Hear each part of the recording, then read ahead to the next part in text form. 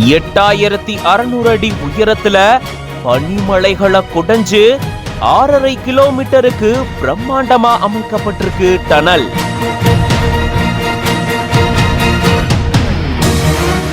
$2700 கோடி செலவுல 10 ஆண்டுகளா அமைக்கப்பட்டு வந்த உலகத்தரம் வாய்ந்த டனல் மக்கள் பயன்பாட்டுக்கு வந்திருக்கு.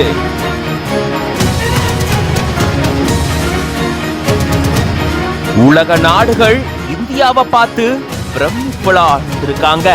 எந்த மாதிரி காலநிலையிலும் தங்கு தடை இல்லாம பயணம் செய்யலாம். மத்திய காஷ்மீர் பகுதியில 8650 அடி உயரத்துல பனிமலைகளை குடைஞ்சு பிரம்மாண்டமா சுரங்கம் அமைக்கும் பணி நடந்துட்டு வந்துச்சு.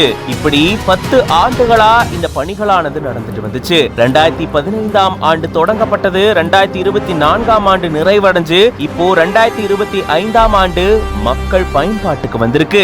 இத பிரதமர் நரேந்திர மோடி அவர்கள் திறந்து வச்சிருக்காரு. மத்திய அமைச்சர்களும் உடன் இருந்திருக்காங்க. இந்த டனல் மூலமா இப்போ போக்குவரத்து ரொம்பவே சீராயிருக்கும். அதுவும் பனிமலைகள் இருக்கக்கூடிய இந்த பகுதியில தங்கு தடை இல்லாம இதுக்கப்புறம் பயணம் செய்யலாமாம். ஸ்ரீநகர் சோனமர்க இணைக்கக்கூடிய பிரம்மாண்ட டனல் தான் இது. இதனுடைய மொத்த நீளம் 6.5 கிலோமீட்டர் அப்படின்னு சொல்லப்பட்டிருக்கு. இதுக்கான ஆன பட்ஜெட் பாத்தீங்கன்னா கிட்டத்தட்ட 2700 கோடி ரூபாயும் சொல்லப்பட்டிருக்கு.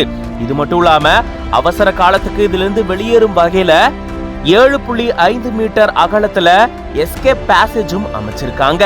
லேக்கு போறதுக்கான ஒரு சிறந்த பாதையா இது இருக்கும். எந்த மாதிரியான காலநிலையா இருந்தாலும் தங்கு தடை இல்லாம பயணம் செய்ய முடியும். சுற்றுலாத்துறைக்கு ரொம்பவே உதவிகரமா இந்த டனலானது இருக்கும் அப்படின்னு சொல்லப்பட்டிருக்கு.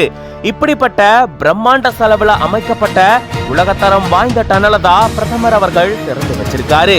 ஜெட்மார்க் டனல் அப்படின்னு அழைக்கப்படக்கூடிய இந்த டனல் கண்டிப்பா மக்களுக்கு ரொம்பவே பயனுள்ளதா இருக்கும் அப்படின்னு சொல்லப்பட்டிருக்கு.